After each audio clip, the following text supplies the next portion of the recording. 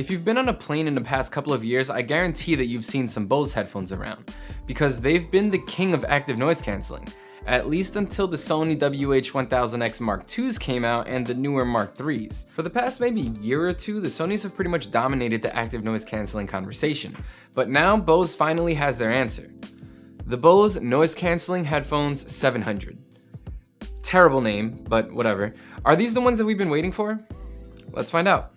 The first thing that's pretty obvious is that these are a complete redesign. Besides the color options, they look almost nothing like the QC35s before them, and I kind of love it. The new minimal design ditched the folding hinges, which kind of sucks, but instead you get a sturdy stainless steel band instead of the plastic, and it just feels less likely to snap on you. The ear cups still rotate 90 degrees, so that's good, but the whole look and feel is just simpler and looks objectively gorgeous. The Sony WH-1000X Mark IIIs and even the Bose QC35s aren't old, but they look ancient next to this new sleek design. While the design may look like it's from the future, the tech is definitely Bose playing catch up. These ditch the playback controls in favor of a touch-sensitive pad on the right ear cup, similar to that of the Sony WH-1000X Mark IIIs, and these work just as nicely. Just swipe forward and back to skip between songs, and up and down to adjust volume. And one thing that I really like is the double tap to play or pause functionality. With touchpads that only use a single tap to pause or play, I find myself accidentally pausing music constantly, and it gets really annoying. By making it a double tap,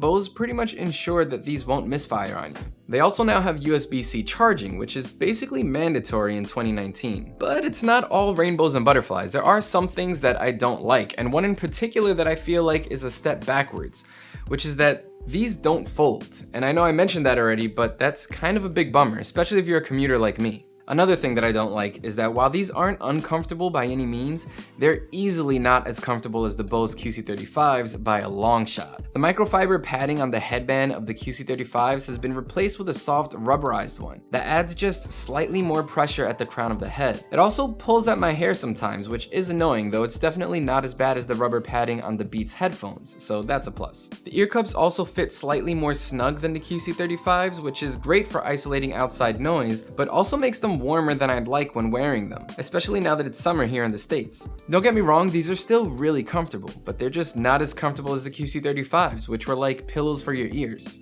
So these are rocking Bluetooth 5.0, and I had zero issues with skips or stutters during my time testing. Now, while these do have a strong connection anywhere within around 30 feet, I was a little disappointed that Bose is sticking with just the SBC and AAC codecs. So no aptX, no LDAC, no aptX HD, none of that. And if all of this just sounds like a bunch of made up letters to you, make sure to check out our Bluetooth codec explainer, which I'll link down below. Pairing to the headphones is simple, and if you own an Android phone like I do, the Google Assistant dropdown lets you pair to them pretty quickly without needing to touch any of the Bluetooth settings. Then you can set up the Google Assistant as well, but to get the most out of these, you're gonna wanna download the Bose Music app, which is surprisingly smooth and well designed considering it's a headphone app, since they're usually terrible. In the app, you can control exactly how much active noise cancelling you want, with the strength ranging from 1 to 10. Plus, the button on the left ear cup lets you switch between presets, which you can also set here.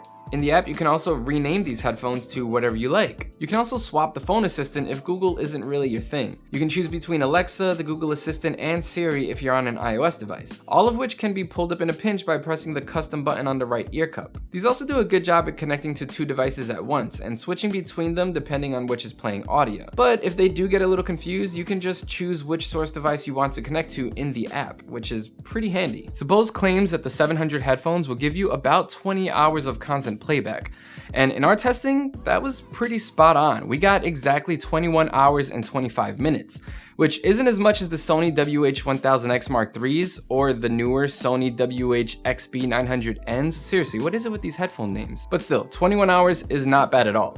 Plus, you can set an auto timer in the app so that if you're not playing music for a certain amount of time, 5, 10, 20 minutes, the headphones will automatically turn off, which should save you some battery life. So if you're watching this, you probably mostly care about the active noise cancelling.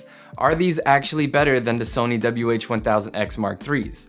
Well, first, I'm gonna play 2 sample clips so you can hear them for yourself, and then I'll come back in and I'll explain it in a little more detail. Connected to Pixel 3. Noise cancellation 5. 0.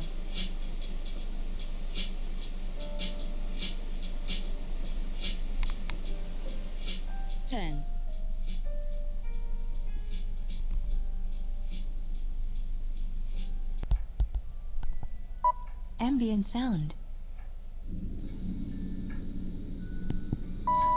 Ambient sound control off.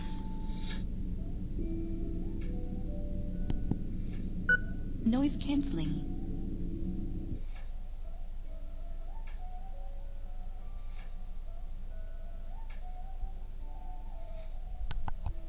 Ambient sound. While the Bose 700 headphones are fantastic noise cancelers and give you a finer amount of control when it comes to how much ambient sound you hear, the Sony WH-1000X Mark IIIs still do a slightly better job all around. If you compare the two isolation graphs, you can see that while the Bose 700 headphones are pretty damn great, the Sonys just have a slight edge in the low end, where there are higher peaks with more blue and green color, which equates to noise cancelled, in the 100 to 1000 Hz range, which is where most of the ambient noise that you experience is. If you care about call quality, the microphone for voices is also pretty good, though it does tend to drop off around 200 Hz pretty sharply, meaning that those with a bassy voice won't come across as loud on the other end, though the person that you're on the phone with still shouldn't have too much trouble hearing you. You'll just sound a little weird. So now we can talk about sound quality, because even though the Bose 700 headphones don't have the highest quality streaming codecs, they still sound pretty good, and I actually like the way they sound more than the QC35s before them. Even though these still have a slight emphasis on the lower notes, as you can see from the pink in the frequency response graph, the emphasis is more evenly spread out over the notes that fall in the 110 Hz range and below. Compare that to the QC35-2 headphones, which makes any note less than 50 Hz drastically louder compared to the rest of the lows. You can hear this nicely in the bass line throughout the song Sedona by Houndmouth, which rumbles softly behind the vocals instead of overtaking them. Because of this, vocals in the mids sound great and are never masked by what's going on in the low end. The slight dip around the 1 kHz mark isn't really as big an issue as it seems, and in fact I find that the vocals tend to sound a little bit smoother thanks to not being overly emphasized. For example, the vocals throughout the song Midnight Blues by UMI or Umi? I'm not quite sure, but they sound great. And the highs are also handled nicely, which you can hear from the bells playing behind her, which never really get harsh. So now the $400 question, should you buy the Bose 700s? Well, technically the Sony WH-1000X Mark IIIs still have better active noise cancelling. So if that's all you care about, then there's your answer. But I think it's pretty clear that these are now the most desirable headphones on the market. They still have great active noise cancelling, they have a good enough battery life, and I think I've gushed over how much I like the design enough. These also sound better than the QC35s and now have a touchpad for playback and USB-C charging. It's the spec and design upgrade that Bose needed, and I think they knocked it out of the park. So obviously no one needs a $400 pair of headphones. You don't have to go running out to throw these on a credit card. There are plenty of great affordable options, which I'll link down below, like the Audio-Technica ATH ANC7Bs or these mono-price over-ear headphones, which both cost less than $100 and can get you like 75% of the way there. But if you are in the market for a top-tier active noise canceller, the Bose 700 headphones are just freaking cool. And that should pretty much do it for our review. Thanks for watching. If you want to know more about the Bose 700 headphones or any of the other products that we review, make sure to check out SoundGuys.com. While you're here, subscribe to the YouTube channel if you haven't already, and also check out our podcast, which I'll link down below. I feel like there's like 700 things on there, but it's fine, just click them all. I'm Adam Molina, happy listening.